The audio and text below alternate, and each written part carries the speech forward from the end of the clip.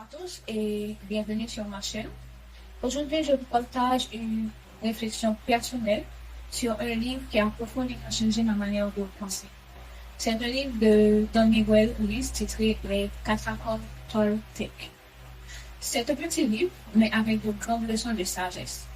Dans ce livre, l'auteur Don Miguel nous propose quatre principes simples issus de la sagesse Toltec pour vivre mieux, plus libre et en paix avec soi-même.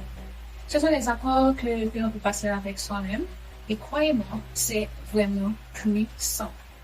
Sans plus tarder, je commence avec le premier accord. Le premier accord, c'est que ta parole soit impeccable.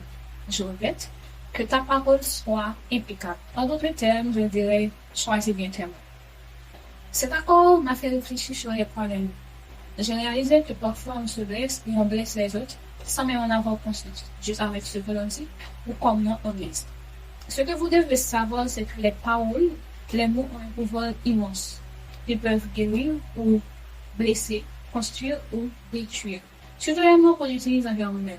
Moi, par exemple, j'avais l'habitude de dire des choses négatives à mon sujet. Genre, je ne vais pas pouvoir faire ceci, je ne vais pas pouvoir y arriver.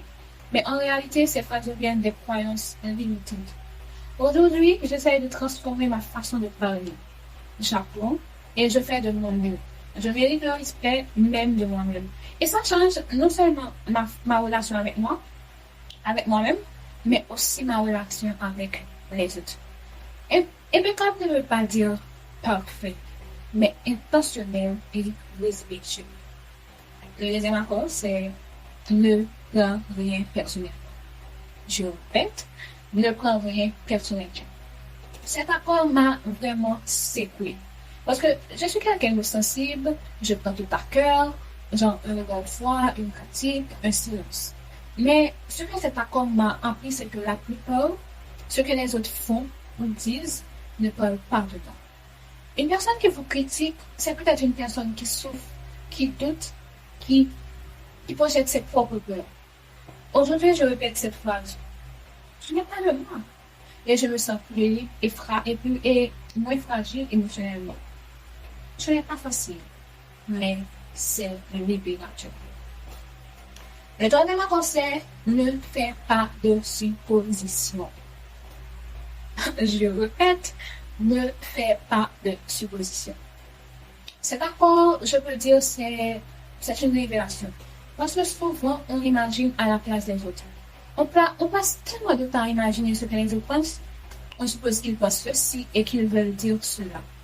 Et ça crée automatiquement des films dans notre tête, des malentendus et de la douleur inutile. Moi, par exemple, il faut quand même pas des exemples sur moi-même. Moi, par exemple, j'avais tendance à penser que le silence d'un ami voulait dire qu'il est fâché contre moi. Mais en lui parlant, je découvre qu'il traversait juste une période difficile. Donc, cet accord m'a appris à poser les questions. Et surtout, il m'a appris à communiquer mes besoins et ne pas attendre que les autres deviennent. On continue avec le quatrième et dernier accord. Fais toujours de ton mieux. Je répète, fais toujours de ton mieux. Ce que j'adore dans cet accord, c'est qu'il ne demande pas d'être parfait. Juste donner le meilleur de soi. Juste faire de son mieux selon l'instant.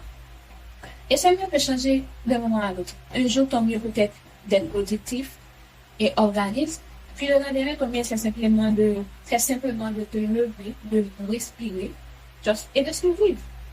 Cet accord m'a fait comprendre que je dois être plus douce avec moi-même et accepter mes limites, mes erreurs et mes pas. Faire de son mieux, c'est vivre avec intention et bienveillance. Voilà ce que les quatre accords m'ont apporté.